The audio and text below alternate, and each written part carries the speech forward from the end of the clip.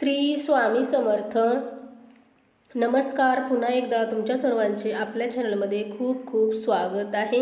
आज आपण व्हिडिओ पाहणार आहोत की पितृपक्ष श्राद्धाचे जेवण करावे की नाही करावे. आपण बऱ्याचदा ऐकतो की आम्हाला बाई श्राद्धाचे जेवण चालतच नाही, आम्ही श्राद्धाचे काहीही खात नाही, श्राद्धाचे जेवण केल्यास आम्हाला त्रास होतो. खरोखर असे काही असते का? श्राद्धाचे जेवण खरोखर कोणाच्या घरी करावे की नाही? श्राद्धाचे जेवण केल्यावर आपल्या जीवनावर त्याचा काही अनिष्ट परिणाम होतो का? तर याच सर्व प्रश्नांची उत्तरे आपण आजच्या व्हिडिओमध्ये जाणून घेणार आहोत. या प्रश्नांची उत्तरे जाणून घेण्यासाठी आपण एक कथा पाहूयात. बंगाल देशात चंद्रगिरी गावात सरस्वती दयापती नावाची एक स्त्री होती. तिला मुलबाळ होत नव्हते, म्हणून पुत्रप्राप्तीसाठी मच्छिंद्रनाथ महाराज तिला भस्म देतात आणि निघून जातात. परंतु तिला शेजारी मच्छिंद्रनाथ महाराज निघून गेल्यावर येऊन सांगते की भस्माने काही मुले होतात का? मग तिच्याही त्यांच्यावर विश्वास बसत नाही आणि मग ती तो भस्म उकिरड्यावर टाकून देते.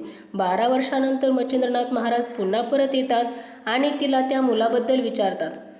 ती सर्व हकीकत सांगते व भस्म उकिरड्यावर टाकून दिल्याचेही सांगते. त्यावेळी मच्छिंद्रनाथ उकिरड्यावर जातात आणि तिथून 12 वर्षाच्या मुलाला बाहेर काढतात. त्या मुलाचे नाव ते गोरक्षनाथ असे ठेवतात आणि तीर्थयात्रेला निघतात. मच्छिंद्रनाथ महाराज गोरक्षनाथांना घेऊन तीर्थ करीत फिरत असताना जगन्नाथपुरीला जाण्याच्या रस्त्यावर कनकगरी नावाचे एक गाव लागले. तेथे येतात. भुकेने व्याकुळ झाल्यामुळे त्यांनी गोरक्षनाथांना भिक्षेला पाठविले. ते घरोघर जाऊन भिक्षा मागत असताना एका ब्राह्मणाच्या घरी गेले. त्या दिवशी त्या ब्राह्मणाकडे पितृतिथी होती, म्हणजेच त्यांच्याकडे श्राद्ध होते, म्हणून खूप चांगले चांगले पक्वाने घरात केलेले होते. तेथे जाऊन गोरक्षनाथांनी अलग असा शब्द केला. ते ऐकून घरमालकीन बाहेर आली. तिने त्यांच्या त्या गंभीर व तेजस्वी चेहऱ्याकडे पाहताच हा कोणीतरी योगी असावा असा विचार तिच्या मनात आला. त्यावेळेस तिने त्यांना सर्व पदार्थ वाढलेले असे खूप मोठे पान दिले. अनेक पदार्थ पाहून गोरक्षनाथांना समाधान वाटले आणि तिला आशीर्वाद देऊन ते तेथून निघाले. पोटापुरती बेगमी झाली असे पाहून ते जास्त न फिरता माघारी परत आले आणि ती भिक्षा त्यांनी गुरूंपुढे ठेवली. सडास पक्वानांनी भरलेले पात्र पाहून गुरूंना खूप आनंद झाला. मग ते जेवायला बसले. ते अन्न स्वादिष्ट लागल्यामुळे मच्छिंद्रनाथ खूप आवडीने जेवले. त्या योगाने त्यांचे पोट भरले. तरी त्यांचे त्या पात्रातील वड्यावर मन राहून गेले. तेव्हा त्यांनी गोरक्षनाथांकडे पाहिले. त्यांनी काय इच्छा आहे कळवावी अशी विनंती केली. त्यावर ते म्हणाले, वड्यावर माझे मन राहिले आहे. तो जर आणखी एक असता तर चांगले झाले असते. गुरूंनी आपली वासना वड्यावर आहे असे सांगताच मी आत्ता जाऊन वडे घेऊन येतो असे सांगून गोरक्षनाथ पुन्हा त्याच घराकडे गेले व गुरु करता त्या बाईकडे आणखी वडे मागू लागले. तेव्हा ती म्हणाली, गुरुचे नाव कशाला घेतो? तुला पाहिजेत असे का नाही सांगत? हे ऐकून गोरक्षनाथांनी सांगितले, खरोखरच मला नकोत.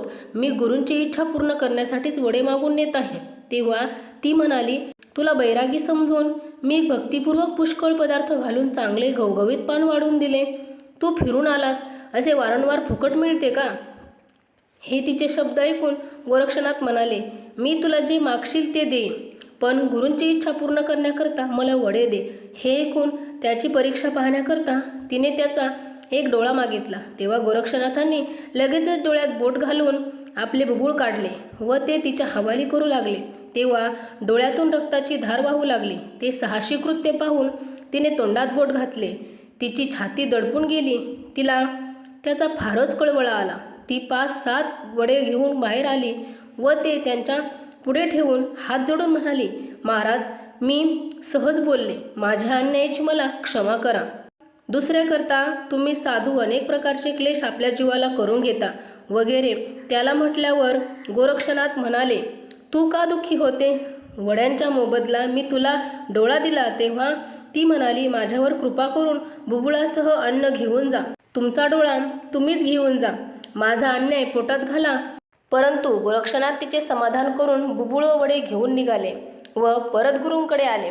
त्यांनी डोळ्याचे व्यंग दिसण्यास येऊ नये म्हणून डोळ्यावर पट्टी बांधली होती. परंतु पट्टी बांधण्याचे कारण गुरूंनी विचारले. परंतु ते ऐकून त्यांना दुःख होऊन ते वडे खाणार नाहीत म्हणून त्यांनी पट्टी सहज बांधली असे सांगितले. परंतु गुरूंनी डोळा दाखवण्यासाठी हट्ट केला. तेव्हा गोरक्षनाथांनी झालेला सर्व प्रकार सांगितला. व अन्यायाची क्षमा करण्याकरता विनंती केली. मग बुबुळ मागून घेऊन मच्छिंद्रनाथांनी संजीवनी मंत्र म्हटला व गोरक्षनाथाच्या डोळ्यावर तो बसून पूर्ववत केला व मांडीवर बसून त्यांच्या तोंडावरून हात फिरवू लागले. नंतर दोघांनी जेवण केले. आता ते जेवण कोणते होते तर श्राद्धाचे, आणि ते कोणी खाल्ले तर मच्छिंद्रनाथ व गोरक्षनाथ यांनी, म्हणजेच नवनाथांपैकी 2 नाथांनी, जे आपल्या गुरुपरंपरेतील मुख्य घटक आहेत. त्यांना जर श्राद्धाच्या जेवणात काही वावगे वाटले नाही, त्यांनी तर ते जेवण पुन्हा मागून खाल्ले, तर आपण कोण आहोत ज्यांना श्राद्धाचे जेवण चालणार नाही. म्हणून श्राद्धाचे जेवण करताना मनात कोणतीही शंका न आणता आनंदाने जेवण करावे. श्राद्धाच्या जेवणाला नाही म्हणू नये. चला तर मग तुम्ही ही कथा ऐकल्यानंतर तुमच्या सर्व प्रश्नांचे निरसन झाले असेल. तुम्हाला जर हा व्हिडिओ आवडला असेल तर नक्की लाईक करा, शेअर करा आणि आपल्या चॅनलला सबस्क्राईब करा आणि कमेंटमध्ये श्री स्वामी समर्थ लिहायला विसरू नका. चला तर मग झालेली सेवा मी महाराजांच्या चरणी अर्पण करते आणि पुन्हा भेटू अशाच नवीन छान छान व्हिडिओसोबत. तोपर्यंत श्री स्वामी समर्थ. जय जय स्वामी समर्थ.